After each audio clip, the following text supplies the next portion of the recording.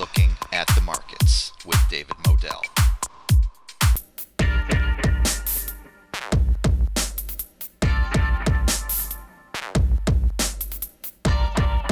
Welcome to Looking at the Markets with David Modell. Today I have the privilege and pleasure of speaking with the Fibonacci Queen. Yes, there is only one. She is Miss Carolyn Boroden. She's been featured multiple times on CNBC's Mad Money with Jim Cramer. And let me tell you, she schooled him on the fibs, and she's going to school me today. Thank you so much, Mrs. Boroden, for joining me today. Oh, you're welcome. Thanks for having me. Yeah, I know your time is precious, and I really appreciate this. So if you don't mind going through the short version of your background, which is fascinating. I do know that is it true you quit high school and ran away from home? Yeah, I actually did that, and then after working a couple jobs as a typist, my cousin said, "Hey, there's a job opening on Wall Street. Do you want to come and interview?" And I was like, okay, because I could have one job that would pay as much as the two jobs I was working on Long Island. So I did it. Fascinating. Wow. And how did you become the Fibonacci Queen? How did that happen? Well, that actually took quite a few years. I mean, the only thing that I was familiar with when I first got involved in the business after being on the trading floor of the CME was a basic technical analysis class, that was based on McGee and Edwards' book, the original kind of Bible of technical analysis. Sure. It wasn't until after the crash of '87 that I met my mentor, Robert Miner, at a seminar, at one of the hotels in downtown Chicago. And I went to that and I listened to his presentation on Fibonacci, and he started talking about applying the ratios to the time axis of the market, and just something clicked in my head, and I was just like, oh my God, this is the key to my future. Yeah, and it has been the key. It's been the key to a number of people's futures who've been following you and what you do. And you wrote what I consider to be a classic book in 2008. What was that book? Fibonacci Trading. Yeah. And, how to master the time and price advantage. The subtitle. What an interesting year to have written that as well. That is now considered a classic. Fibonacci Trading, How to Master the Time and Price Advantage, published by McGraw-Hill in 2008, and we all know what happened in that year. But I recommend everybody go to Amazon.com and get that book if you don't have it already, if you're into fibs or even if you're not. Reading on your website, which is FibonacciQueen.com, which we will talk about, it looks like you... I don't want to say you called a top because I don't believe in top calling so much, but it looks like you almost gauged the direction of what was to come. Can you tell me about that? Well, if you're talking about the one time that we had that really massive price cluster and it stalled the S&P for a couple of years, yeah. That was actually just the price analysis using extensions and some timing parameters. But the key is that I didn't know for sure that was going to hold up. All I knew was that it was an important resistance decision both in time and price, and that we hadn't seen extensions like that come together in quite some time. So I felt comfortable saying that at least we would probably pause there, and we did, and we did end up being stuck for quite some time. So, I just did the work, and, sometimes it plays out the way you expect, and sometimes it doesn't. And in that case, it actually did. Yeah. On your website, it says that you've got an upcoming class, Simpler Fibonacci. Yes, it can be made simple. It is possible. How to predict price swings on any chart. Could you tell us about that, what people can expect from that, and how to join? Well, that's starting with the basics, where I'm going to teach a little bit about each of the price relationships I use. So I use the Fibonacci retracements, Fibonacci price extensions, and Fibonacci projections. And we're going to do probably most of that work on the Thinkorswim program, because most people can download that software for free. And I actually use another program, Dynamic Trader. But you can do a lot of this work on some of the other softwares. And we're going to go over how to apply basically the ratios on, different time frames to different swings on each chart, and basically look for what I like to call the Fibonacci price clusters, which is, an important confluence of the price relationships coming together. Yeah. And that'll be my focus. I'm going to touch maybe on timing a little bit, but the fun part is going to be the 2 trading sessions. And, that there is actually a link to the class on the front page of my site, on Fibonacci Queen. But it should be fun because you'll also get a chance to trade what you learn in the class. We're going to trade the setups with John Carter. John Carter, big fan of him. I got to get him on the show. So I'm sure we all noticed a little stock called AMD today went down about 24-25%. That's due to an earnings report. How do you fit these kinds of big binary events into your overall Fibonacci system? Is there anything we can do about events like this?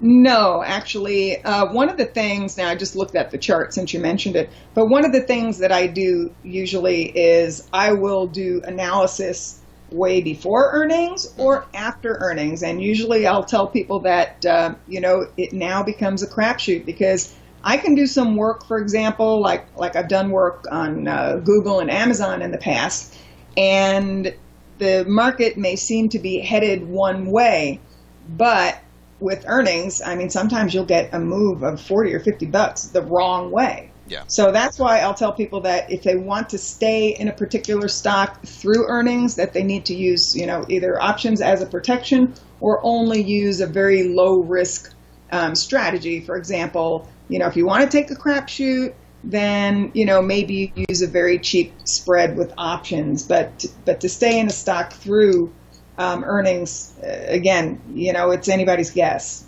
Yeah, and people are going to have to check out your upcoming class or become a member on your site to get the full story of this. But just in a nutshell, I saw you totally school Jim Cramer on the fibs because he's not a technicals kind of guy. He's more of a fundamentals kind of guy. And so I actually just put out a video on Fibonacci basics myself, but I'm talking to the master now. Can you give us a little nugget, a little idea of what retracements, the power of retracements and extensions? How does this work? How can a beginner start to grasp what Fibonacci is and what it does for your trading? Well, obviously, you've probably given them a good background with your basics. But as far as the way that I use it and what really helps is that I'm really looking for a confluence, because if you just look at the single price relationships or retracements, it can be helpful, especially if you look at something within, the context of trading a trend and you're just looking at pullbacks within the trend. But, I get a little bit fancier and I run all of the projections, extensions, and retracements, and when I see something come together, and also I use something called symmetry along with that, then I know it's a much higher probability setup. Okay, and if you want to have the edge, you need to wait for the pullbacks and you need to wait for those particular setups, and then you will do better than just using a single level. Yeah, I totally agree. Now, in your system, do you use other indicators such as the ever popular RSI, stochastics, whatever, to confirm the fibs, or are we focused on the fibs and really concentrating on that? No, actually, I'll use moving average crossovers. I also used to look at CCI, and there's some other indicators. There's a RAF, like buy sell indicator that I'll use, that one of the guys I work with has developed. But you can use other things like the RSI or stochastics. It's whatever you feel comfortable with as far as an indicator that would suggest to you that one of the zones that I set up, has value. Yeah. So, you don't have to use what I use. I just, use certain things. But definitely I like using other indicators to to just help get into the actual trade. Yeah, makes sense. Wanted to talk about FibonacciQueen.com. That will be a link in the description, which people should click on. I'm looking right now. It says become a gold member today for $7. Can that be real? Well, it's a 30-day trial, and actually, believe it or not, it is. You get a full 30 days, and you'll get to see whether it has any value for you or not, And if you can't find value in it within the 30 days, then this technique is not for you. But most people will, if they do a little bit of the extra homework, which there's plenty of extra information as far as members' webinars and a really nice start here section, especially if you don't know what a Fibonacci ratio is.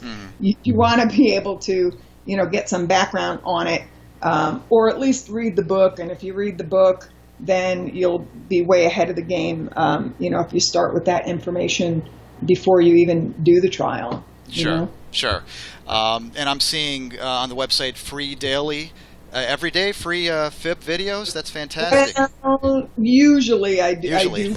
If I'm on vacation or if I've had a rough night, you might not get the freebie. But I typically do post those on Twitter, and they also go. It'll say there's a free video section, and you can just click on that. Those are typically, some short videos. Either they have, some free setups that I go over, or they might be examples of how you can use the work. So some of them are teaching videos, some of them are actual setups, and anybody can look at those without even being a member. Fantastic, but I don't see why somebody wouldn't want to be a member as well with the $7 trial for 30 days. There's also, there's a trading room I see on there. There's a newsletter. So much content here. People need to check it out. Going back to Fibs, I just want to talk about the ratios. I've memorized these: 23.6%, 38.2%, 50%, which is actually, is it true? 50% is not even one of the Fib numbers. Is that correct? Well, I don't know that you would call that a Fib number, but all of the numbers and ratios are pretty much related. Like, there's a 786, which is the square root of 618. But then also, if you look at looking at 100% of something, well, half of that is 50%, and it may not be specifically a Fibonacci ratio, but it's just related to the math and geometry that we look at, with all the other numbers. Yeah. So it's all interconnected, and these are numbers that have been around for longer than any of us have been alive, and you see them in nature, you see them in real life. Yeah.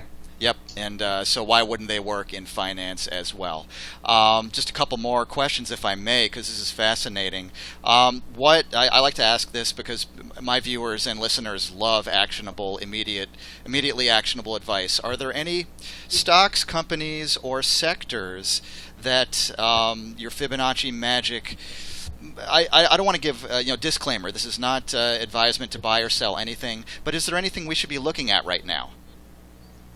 There are actually plenty of things. Let's see. I typically go over about probably 40 or 50 charts a day, and I know that I just looked at something, for example, that I shared with the room this morning. There's a setup in, I think it's SWKS, okay? Yeah.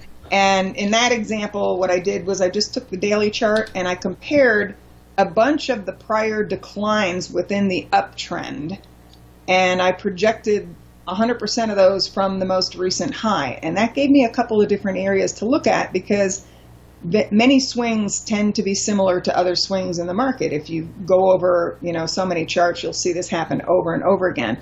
Well, I saw one of those swings projected down to 98.24, and then the other price relationship that I saw was then a 618 retracement of another low to high swing that overlapped that area that came in at 98.70, and I believe there's even a 786. Yeah, there's another 786 retracement that overlaps that area. So that gave us a price cluster decision at 98.12 to 98.70. Now the low was made directly within that zone, and I know that that's support, and I know that so far it's holding. and it's triggered at least a short-term buy. What I don't know is whether it's going to make the target or not. But I have my risk definition for the trade, and if we continue to hold above here, then my initial upside target's going to be the 107.20. Okay, and I also know that I'm dead wrong the trade if it breaks underneath that support. SWKS, awesome. We're looking at that. Any others we want to look at? Let's see. I know that I ran a couple others, and I know this sounds crappy at the moment, or it looks crappy at the moment, which is IBM. And I don't have a buy signal in IBM yet. However, I do have a setup that includes one of those 100% projections of a prior decline. So, for example, one of the prior declines was about $24.50, and then if you project that from the recent high, let me see where the last low came in, and then the swing into the recent low is 24.09 versus 24.50, and then it also overlaps a 618 retracement, and it also overlaps a 382 retracement, and it also overlaps a 1272 extension. Yeah. So in other words, I have a cluster that so far we're holding above at the 157, 159 area. So if price continues to hold above there, that's when I go down to the lower time frame chart, maybe a 30-minute chart or something like that, yeah, and wait for a signal or trigger, let it take out a prior swing high, let it have the moving average crossover to the upside. If it does that, then we can enter the buy side of IBM and then place a stop underneath that 157 area. Watching IBM, watching SWKS. I will be doing that for sure.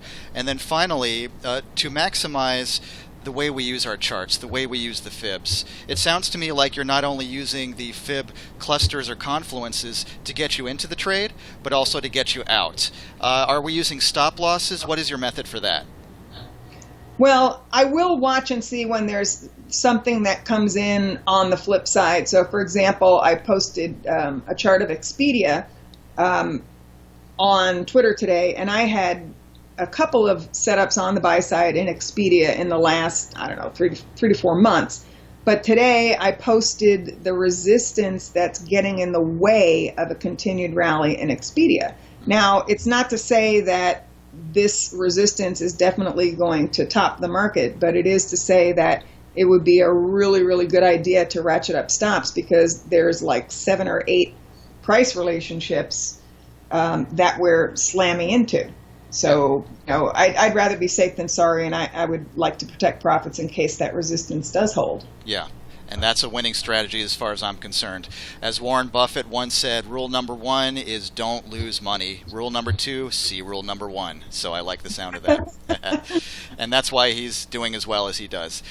Miss Carolyn Boroden, how can people reach you besides the website, FibonacciQueen.com, link in the description? I'm guessing that people can reach you on social media as well. How can they do that?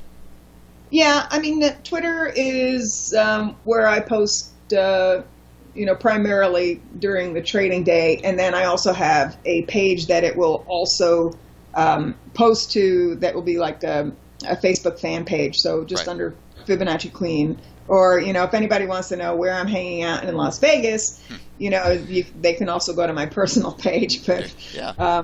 The market stuff is either on Twitter or the Facebook fan page. You got to have a life outside of the markets. At least I think you do. So nothing wrong with that. Miss Boroden, thank you so much. You schooled me just like you schooled Kramer, and I love it when somebody schools Kramer. That makes me more happy than anything. Thank you so much for stopping by today. I really appreciate it. Oh, thanks for having me. Thank you for watching. Please like, comment, and subscribe. And I'll see you next time.